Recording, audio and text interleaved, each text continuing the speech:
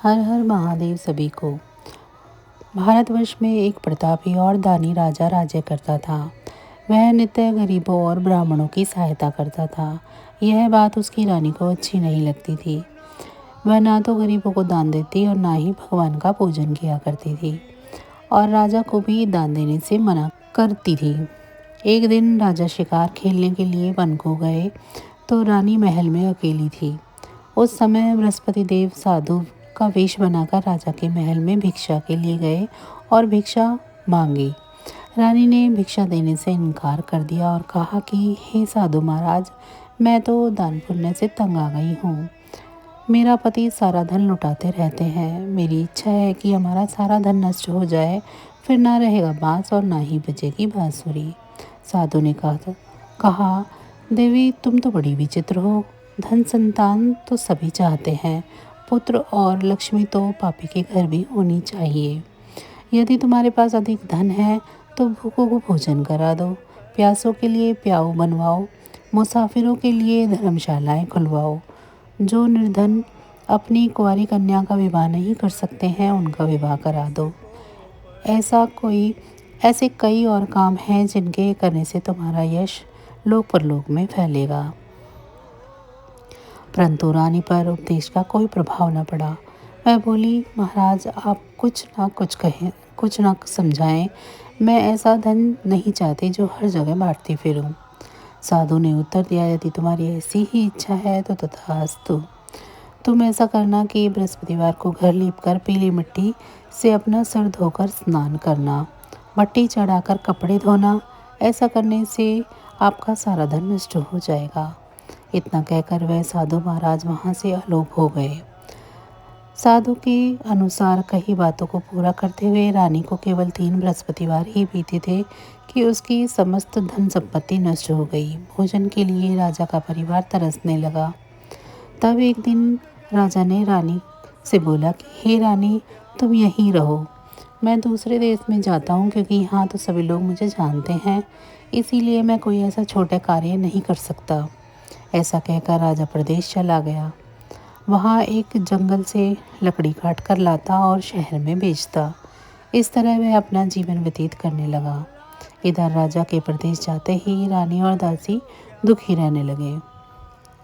एक बार जब रानी और दासी को 7 दिन तक भोजन के बिना रहना पड़ा तो रानी ने अपनी दासी से कहा, हे दासी, पास ही के नगर में मेरी बहन रहती है। वह बड़ी ही धनवान है, तो उसके पास जाकर कुछ ले आ ताकि थोड़ी बहुत गुजर बसर हो जाए। दासी रानी की बहन के पास गई। उस दिन गुरुवार था और रानी की बहन उस समय बृहस्पतिवार की व्रत कथा सुन रही थी। दासी ने रानी की बहन को अपने रानी का संदेश दिया, लेकिन रानी की बड़ी बहन ने कोई उत्तर नहीं दिया। जब दासी को रानी की बहन से कोई उत्तर नहीं मिला तो वह बहुत दुखी हुई और उसे क्रोध भी आया। दासी ने वापस जाकर अपनी रानी को सारी बातें बता दी। सुनकर रानी ने अपने भाग्य को कोसा। उधर रानी की बहन ने सोचा कि मेरी बहन की दासी आई थी, परंतु मैं उससे नहीं बोली। इस पर वह बहुत दुखी हुई होगी। कथा सुनकर और पूजन समाप्त करने पर वह अपनी बहन के घर आई और कहने लगी, हे बहन, मैं बृहस्पतिवार का व्रत कर रही थी। तुम्हारी दासी मेरे घर आई थी, परंतु जब तक कथा होती है तब तक ना तो उठते हैं और ना ही बोलते हैं, इसीलिए मैं नहीं बोली। कहो दासी क्यों आई थी? रानी बोली, बहन मैं तुमसे क्या छुपाऊं, हमारे घर में खाने तक को अनाज नहीं है। ऐसा कहते कहते रानी की आंखें भर आई। उसने दासी समेत पिछले 7 दिनों से भूखे रहने की भी बात अपनी बहन को विस्तारपूर्वक सुना दी।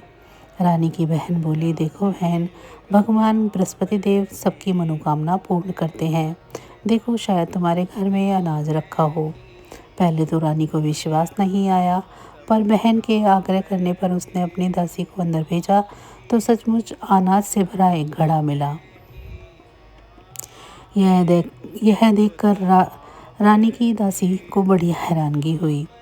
दासी रानी से कहने लगी कि हे रानी, जब हमको भोजन नहीं मिलता था तो हम व्रत नहीं करते थे, इसीलिए क्यों न इनसे व्रत और कथा की पूरी विधि पूछ ली जाए ताकि हम भी व्रत कर सकें। तब रानी ने अपनी बहन से बृहस्पतिवार व्रत की कथा के बारे में पूछा। तब बहन ने बताया, बृहस्पतिवार के दिन व्रत में चने की दाल और मुनक्का से भगवान विष्णु का केले की जड़ में पूजन करें तथा दीप जलाएं। व्रत कथा सुने और पीला भोजन ही करें, इससे बृहस्पति देव प्रसन्न होते हैं।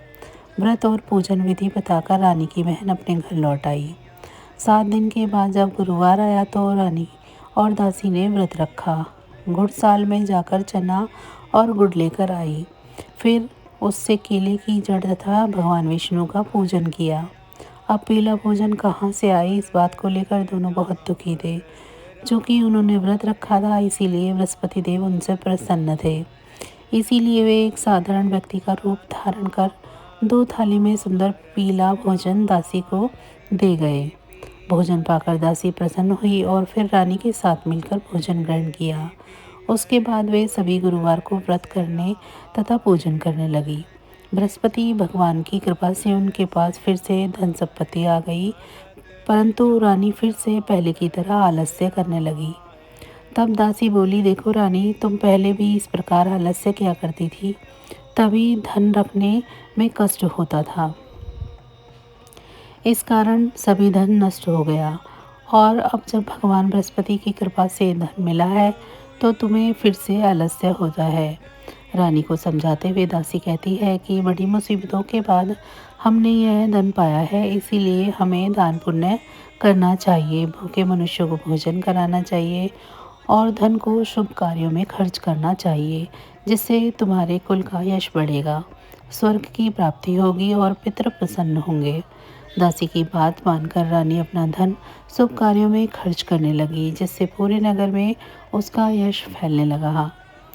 बृहस्पतिवार व्रत कथा के बाद श्रद्धा के साथ आरती की जानी चाहिए। इसके बाद प्रसाद बांटकर उसे ग्रहण करना चाहिए। एक दिन राजा दुखी होकर जंगल में एक पेड़ के नीचे आसन जमाकर बैठ गया। वह अपनी दशा को याद करके व्याकुल होने लगा। बृहस्पतिवार का दिन था। एकाएक उसने देखा कि निर्जन वन में एक साधु प्रकट हुए। वह साधु वेश में स्वयं बृहस्पति देवता थे। लकड़हारे के सामने आकर बोले कि हे लकड़हारे, इस सुनसान जंगल में तो चिंता मग्न क्यों बैठा है। लकड़हारे ने दोनों हाथ जोड़कर प्रणाम किया और उत्तर दिया, महात्मा जी, आप सब कुछ जानते हैं, मैं क्या कहूँ। यह कहकर रोने लगा और साधु को अपनी आत्मकथा सुनाई।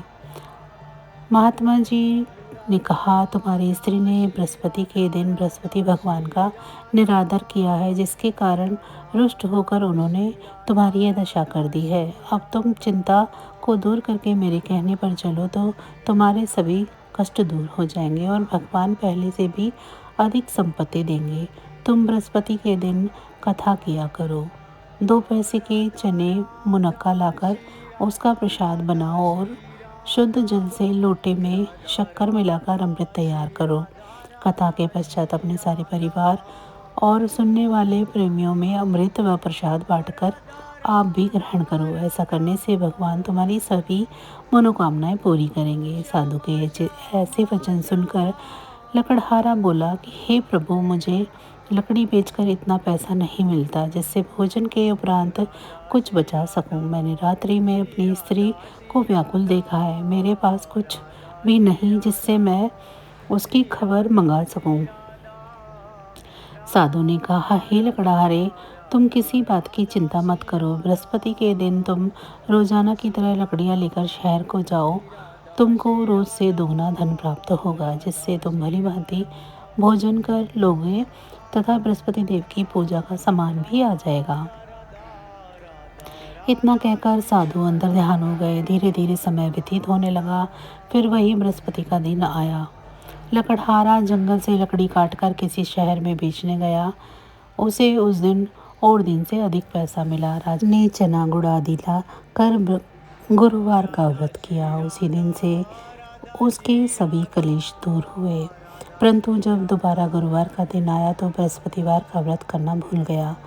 इस कारण बृहस्पति भगवान नाराज हो गए उस दिन उस नगर में राजा ने विशाल यज्ञ का आयोजन किया था तथा शहर में यह घोषणा कर दी गई थी कि कोई भी मनुष्य अपने घर में भोजन ना बनवावे, न आग जलवावे। समस्त जनता मेरे यहाँ भोजन पर आए। इस आज्ञा को जो नहीं मानेगा उसे फांसी की सजा दी जाएगी। इस तरह की घोषणा संपूर्ण नगर में करवा दी गई। राजा की आज्ञा के अनुसार शहर के सभी लोग भोजन करने आए, लेकिन लकड़हारा कुछ देर से पहुंचा, इसीलिए राजा उसको अपने साथ घर ले गए और ले जाकर भोजन करा रहे थे तो रानी की दृष्टि उस खूंटी पर पड़ी जिस पर उसका हार लटका हुआ था। वह वहां पर दिखाई नहीं दिया। रानी ने आश्चर्य किया कि मेरा हार इस मनुष्य ने चुरा लिया है। उसी समय सिपाहियों को बुलाकर उसको कारागार में डलवा दिया। जब लकड़हारा कारागार में पड़ गया और बहुत दुखी होकर विचार करने लगा कि न जाने कौन से पूर्व जन्म के कर्म से मुझे यह दुख प्राप्त हुआ है, और उसी साधु को याद करने लगा जो जंगल में मिला था। उसी समय तत्काल बृहस्पति देव साधु के रूप में प्रकट हुए और उसकी दशा को देखकर कहने लगे, अरे मूर्ख, तूने बृहस्पति देव की कथा नहीं करी, इस कारण तुझे ये दुख प्राप्त हुआ है। अब चिंता मत कर। बृहस्पतिवार के दिन कारागार के दरवाजे पर 4 पैसे पड़े मिलेंगे। उनसे तो बृहस्पति देव की पूजा करना, तेरे समस्त कष्ट दूर हो जाएंगे। बृहस्पतिवार के दिन उसे 4 पैसे मिले। लकड़हारा ने कथा कही। उसी रात्रि को बृहस्पति देव ने उस नगर के राजा को सपने में कहा कि हे राजा, तुमने जिस आदमी को कारागार में बंद किया है वह निर्दोष है, वह राजा है, उसे छोड़ देना। रानी का हार उसी खूंटी पर लटका है।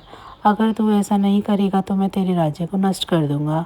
इस तरह रात्रि के स्वप्न को देखकर राजा प्रातःकाल उठा और खूंटी पर हार देखकर लकड़हारे को बुलाकर क्षमा मांगी तथा लकड़हारे को योग्य सुंदर वस्त्र आभूषण देकर विदा किया। बृहस्पति देव की आज्ञा अनुसार लकड़हारा अपने नगर को चल दिया। राजा जब अपने नगर के निकट पहुंचा तो उसे बड़ा आश्चर्य हुआ। नगर में पहले से अधिक बाग, तालाब, कुएं तथा बहुत सी धर्मशालाएं, मंदिर आदि बन गई हैं। राजा ने पूछा कि यह किसका बाग है और धर्मशाला है। तब नगर के सब लोग कहने लगे कि यह सब रानी और दासी के हैं। तो राजा को आश्चर्य हुआ और गुस्सा भी आया। जब रानी ने ये खबर सुनी कि राजा आ रहे हैं तो उन्होंने बांदी से कहा कि हे दासी, देख राजा तुमको कितनी बुरी हालत में छोड़कर गए थे। हमारी ऐसी हालत देखकर वह लौट न जाए, इसीलिए तो दरवाजे पर खड़ी हो जा। आज्ञा अनुसार दासी दरवाजे पर खड़ी हो गई। राजा आए तो उन्हें अपने साथ लिवा लाई। तब राजा ने क्रोध करके अपनी रानी से पूछा कि यह धन तुम्हारे को कैसे प्राप्त हुआ। तब उन्होंने कहा, हमें यह सब धन बृहस्पति देव के इस व्रत के प्रभाव से प्राप्त हुआ है। राजा ने आश्चर्य किया कि 7 रोज बाद तो सभी बृहस्पति देव का पूजन करते हैं, परंतु मैं प्रतिदिन दिन में 3 बार कहानी तथा रोज व्रत किया करूँगा। अब हर समय राजा के दुपट्टे में चने की दाल बंधी रहती तथा दिन में 3 बार कहानी कहता। एक रोज राजा ने विचार किया कि चलो अपनी बहन के यहाँ हो आवे। इस तरह निश्चय कर राजा घोड़े पर सवार हो अपनी बहन के यहाँ चलने लगा। मार्ग में उसने देखा कि कुछ आदमी एक मुर्दे को लिए जा रहे थे।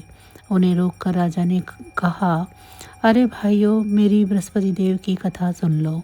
वे बोले, हमारा तो आदमी मर गया है, इसको अपनी कथा की पड़ी है। परंतु कुछ आदमी बोले, अच्छा कहो, हम तुम्हारी कथा भी सुनेंगे। राजा ने दाल निकाली और जब कथा आधी हुई तो मुर्दा हिलने लग गया, और जब तक कथा समाप्त हो गई तो राम राम करके मनुष्य उठकर खड़ा हो गया। आगे मार्ग में उसे एक किसान खेत में हल चलाता मिला। राजा ने उसे देख उससे कहा, अरे भैया, तुम मेरी बृहस्पतिवार की कथा सुन लो। किसान बोला, जब तक मैं तेरी कथा सुनूंगा तब तक तो 4 या जोत लूँगा। जा अपनी कथा किसी और को सुनाना। इस तरह राजा आगे चलने लगा।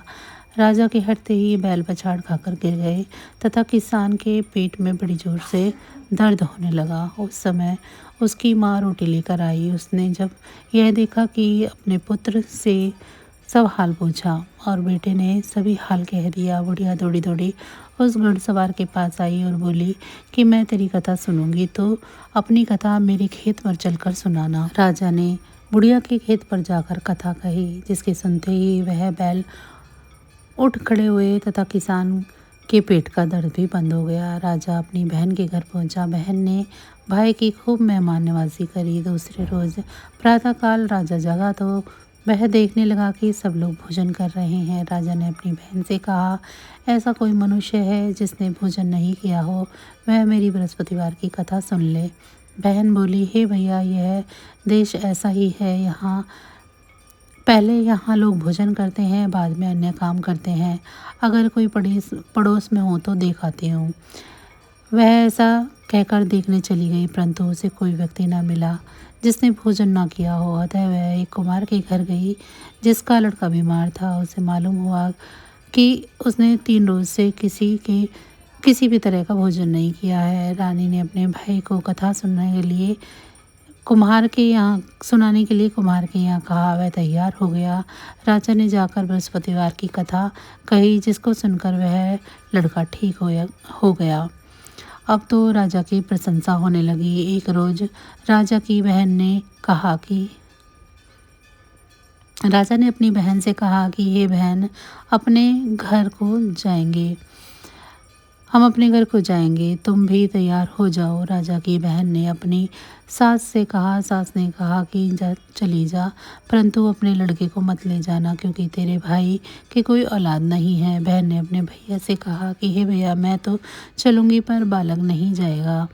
राजा बोला कि जब कोई बालक नहीं चलेगा तो तुम ही क्या करोगी। वह बड़े दुखी मन से राजा अपने नगर की ओर लौट आया। राजा ने अपनी रानी से कहा, हम निर्वंशी है, हमारा मुख देखने का धर्म नहीं है और कुछ भोजन आदि नहीं किया है। रानी बोली, हे प्रभु, बृहस्पति देव ने हमें सब कुछ दिया है, परंतु औलाद नहीं दिए तो वे अवश्य ही देंगे। उसी रात को बृहस्पति देव ने राजा को स्वप्न में कहा कि राजा उठ, सभी सोच त्याग दे, तेरी रानी गर्भ से है। राजा को यह बात सुनकर बहुत खुशी हुई। 9 महीने में से उसके गर्भ से एक सुंदर पुत्र की प्राप्ति हुई। तब राजा बोला, हे रानी, स्त्री बिना भोजन के रह सकती है, पर बिना कहे नहीं रह सकती। जब मेरी बहन आवे तो मुझसे कहना मत। रानी ने सुनकर हाँ कह दिया। जब राजा की बहन ने यह शुभ समाचार सुना तो वह खुशी से बधाई देने के लिए भाई के घर आई। तभी रानी ने कहा, घोड़ा चढ़कर तो नहीं आई, गधा चढ़ी आई। राजा की बहन बोली, भाभी, मैं इस प्रकार न कहती तो तुम्हें औलाद कैसे मिलती। बृहस्पति देव ऐसे ही हैं, जैसी जिसके मन में कामनाएं हैं सभी को पूर्ण करते हैं।